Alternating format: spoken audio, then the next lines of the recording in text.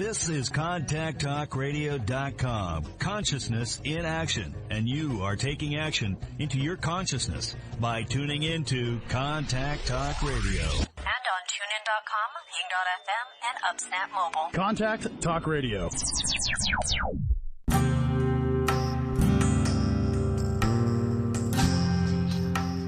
Welcome to Spiritual Psychic with Sara Wiseman, where you'll learn how to unlock the secrets of spiritual intuition and your own psychic gifts. Here's Sara.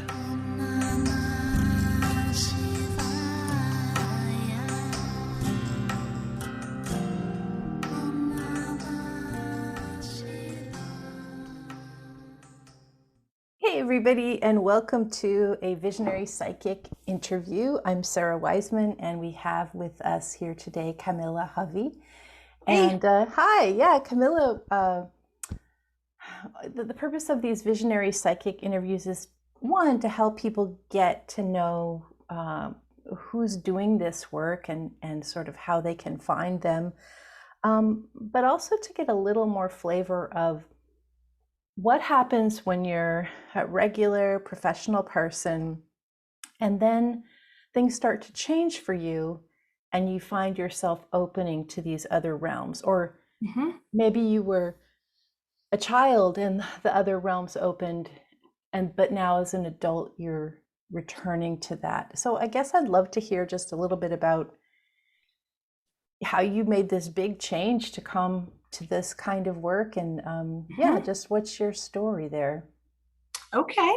I've been spiritual my whole life. Earlier in my life, through most of my adulthood, I've been involved in a more structured religious environment, but it's been soul work for me. It always has. And I've always had communications with the divine, only it looked different than it does these days. My own soul is on a mission, and I've learned that in this stage of my life.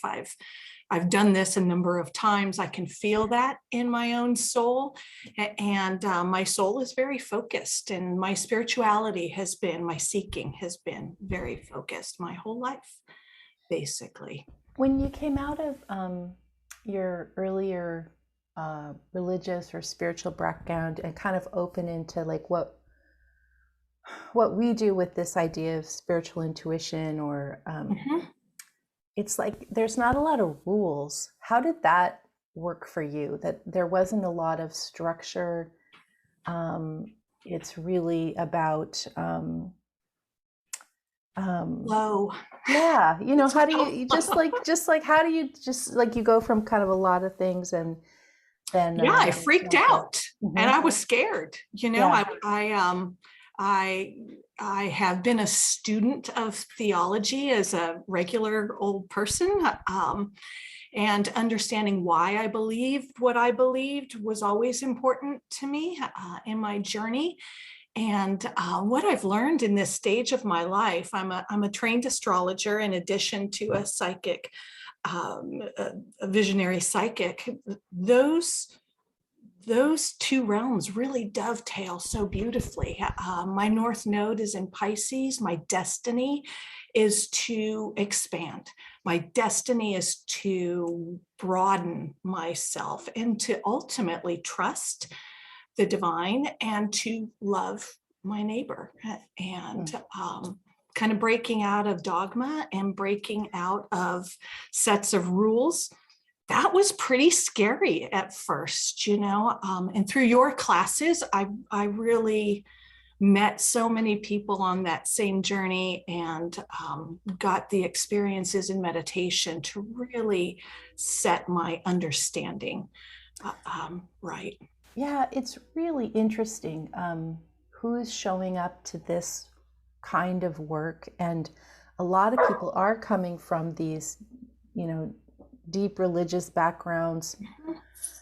And then you just get to a certain point, and I don't know that it's any fault of the religion. It's like we're just kind of evolving to something different. And we're evolving to this idea, like talking about this idea of direct connection, where you or we don't need that middleman or middle Mhm. person. We just can go to our awareness of the other realms.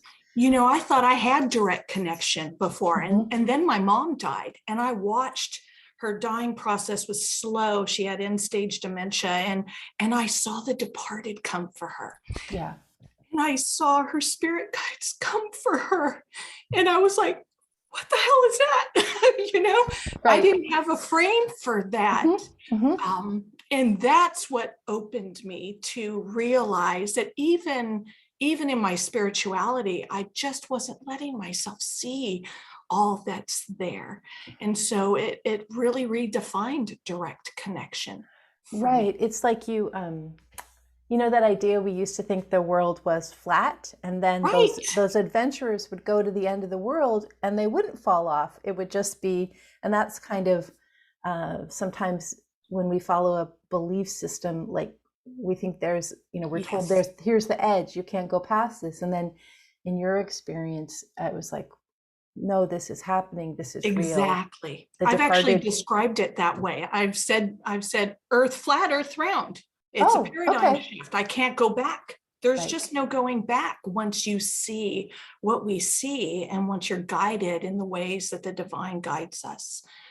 It's amazing and beautiful. How do you move through your day? So for me, I kind of put I sort of have my psychic blinders, my practical blinders on, and then when I want to enter in, I do that. But I sort of have a smaller container that I work in, so I'm not just floating around all the time. How do you deal with that idea of we're in all the worlds all at once? What's your way of moving through that? It's very organic. I wake up every day, and my spiritual practice is to center myself. I go into meditation. I have my way that I do that. Mhm. And I take whatever time I need. I'm able to professionally in the work I do, in addition to my visionary psychic work, I've got the flexibility to do that. And so I get myself where I need to be. I can work. I've got a Virgo moon. I can box it in naturally. Yep. It's natural for Right. me, Yeah. and so when it's time to kind of box it in, I can get the work done. But what has always been true for me. I knew 5 months before my oldest son was born that he was coming into my life from adoption. I was told that. The divine just opened that realm up to me. And so that's the way it goes sometimes. So you have had multiple significant life events that are unexplainable that Yes. happened to your son, pre-seeing your son, 21 years.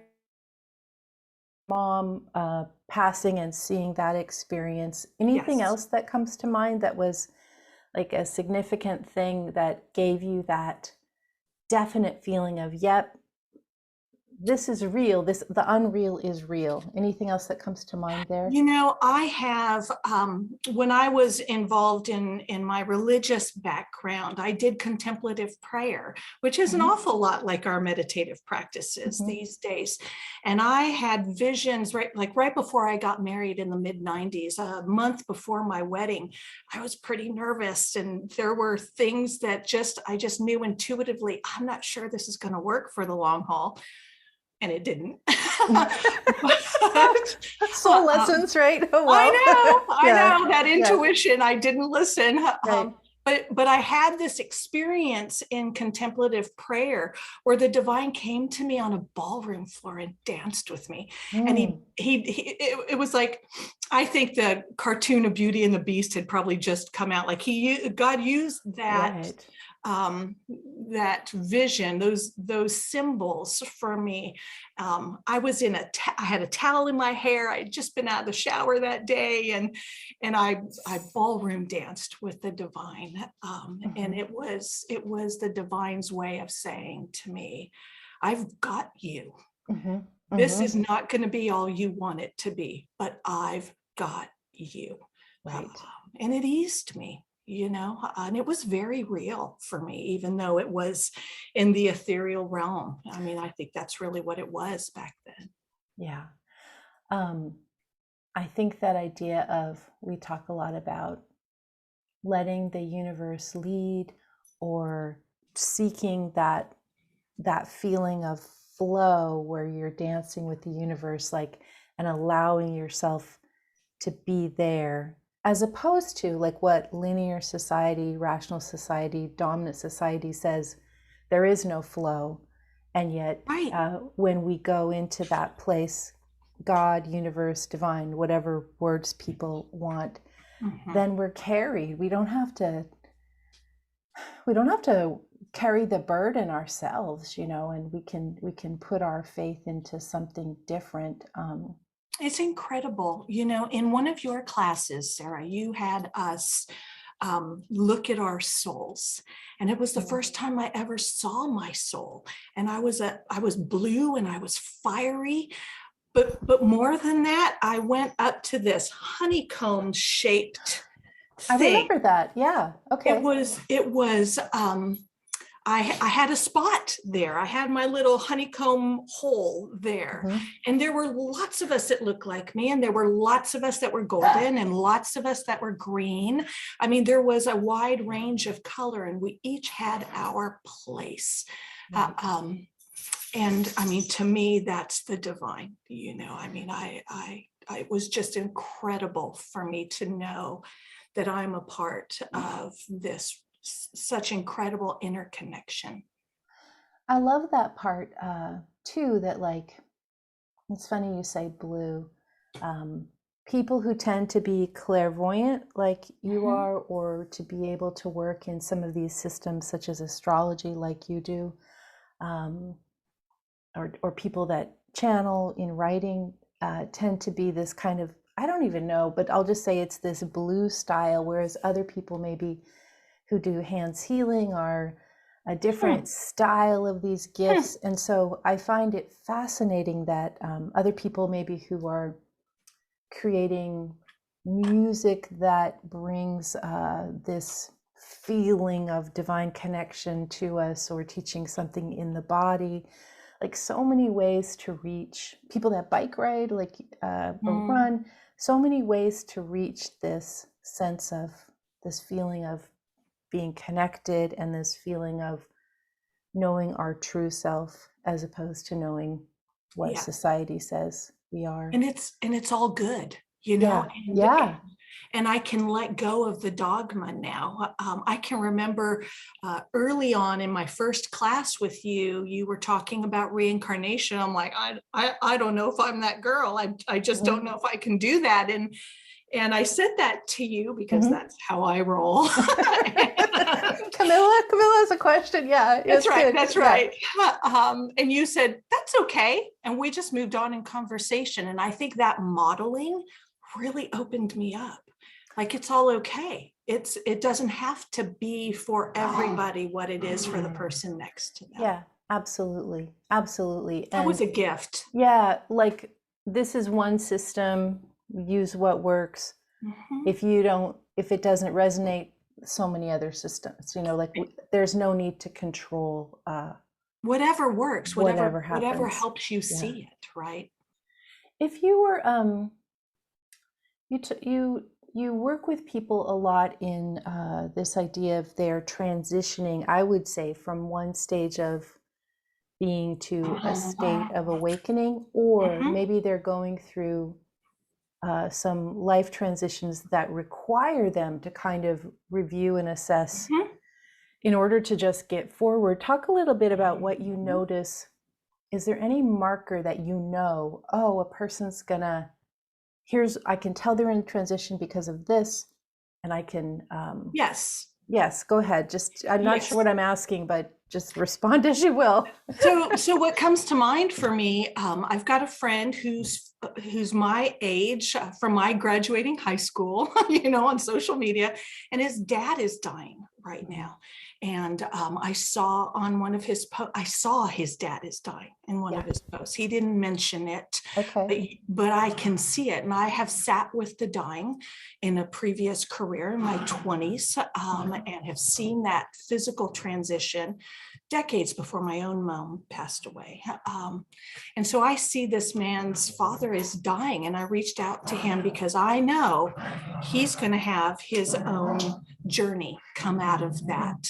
He's going to have his own potential life-changing spiritual experience out of that, and so I reached out to him and said, hey, I see it, man, and I'm sending good energy your way.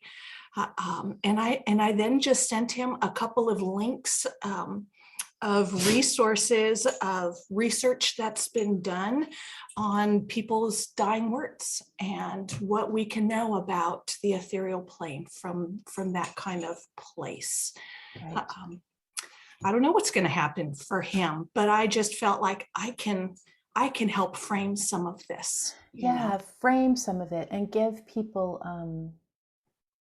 some languaging. I know when I kind of opened to this work, I didn't have any language. I didn't know what a guide was. I didn't know what departed were.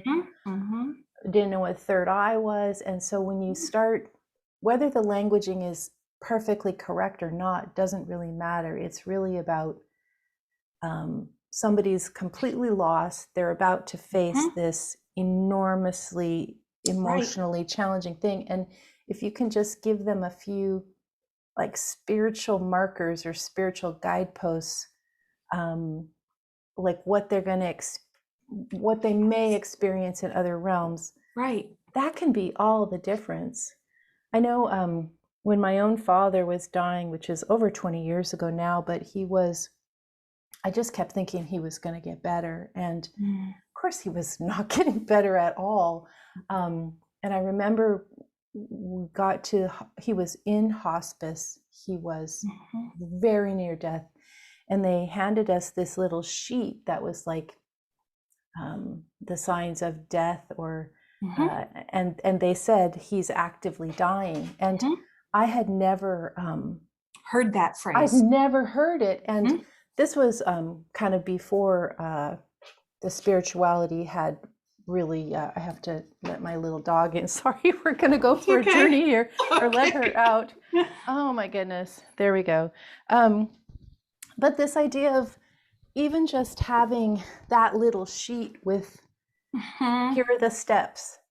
And my brother and I are just holding the sheet like, okay, what step are we on? And that was ridiculous. And yet, it makes all the sense in the world. Without a languaging of,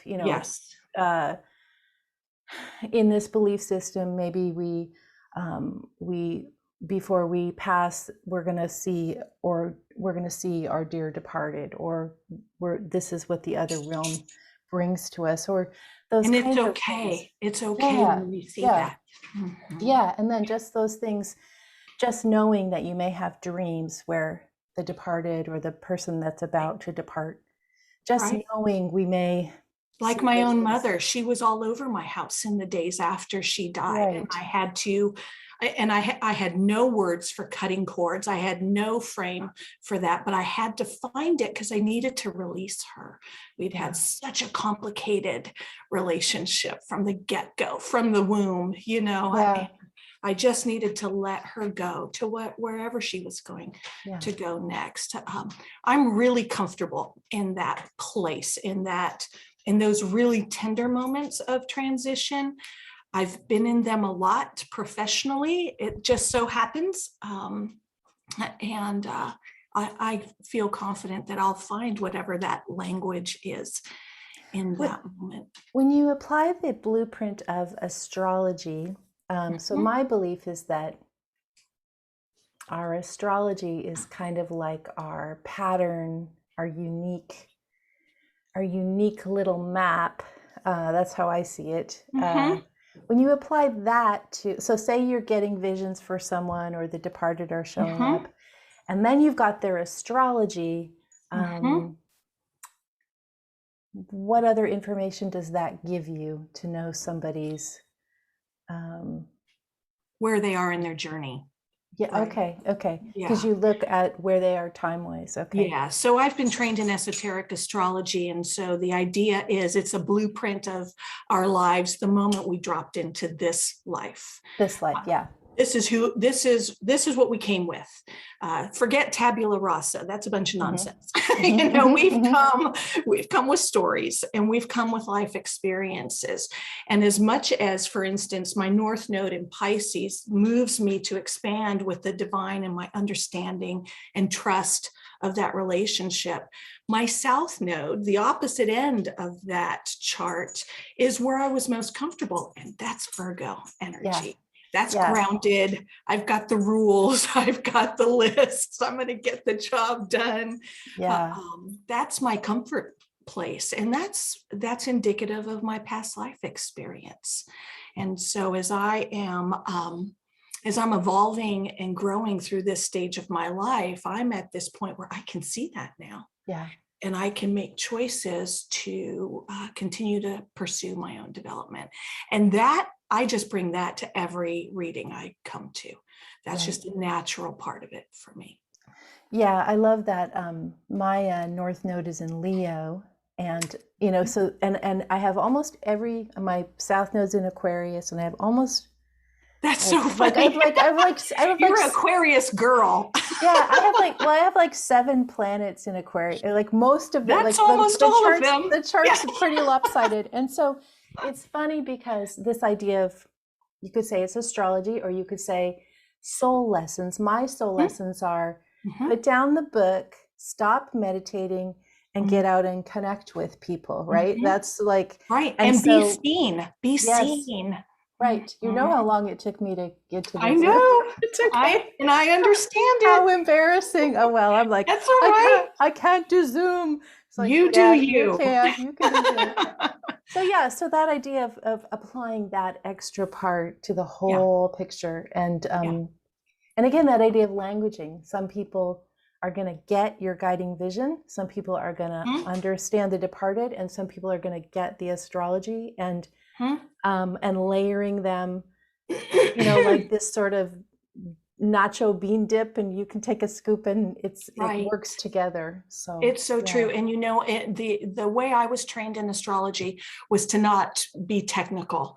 People get lost when you're technical. I actually Jupiter went direct today, and that just means that our time of reflection with the expansion of Jupiter is at an end, and we can move the ball forward now.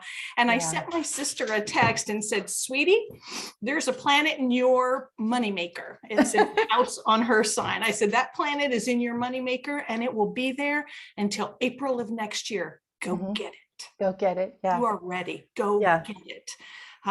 So, you have to find the way to say it to where you're making sense and where people can connect to that guidance. Right. I think that's the last thing maybe. We tend to get, you and I and some of the other people that do, we tend to get the very complete, picture. We get the very complete download of the situation. And then how do we, it's like, okay, we got it, but it's so diffuse, it's so subtle. And then how do we bring that to other people, understanding their bias or beliefs or situation. And so that idea of having this compassionate conversation to help make sure that what us as the tube or the conduit, we can make it useful to someone else. It's so true. And even that friend of mine whose dad is dying that I mentioned a little while ago, his father's soul came to me in a soul to soul meditation and told me 5 specific things, and I wrote them down. And the time is going to come where I'll say those things because he said to me, "Tell him," just that's like that. Beautiful. Tell him, Yeah. And I will someday. When you're guided. When you're guided. When I'm guided too. That's right. Oh, that's really beautiful. Yeah. Well, Camilla, thank you so kindly for being with us. Camilla is a visionary psychic. I'm going to put all the contact information for her below. I'm just so honored to be working with you, and hope Thanks so other much, folks Sara. get a chance to work. Thanks with for you all as well. your guidance. It's been amazing. Excellent. Good. Well, thank you so much. All Talk to you right. again. Thank you. See you Bye. later.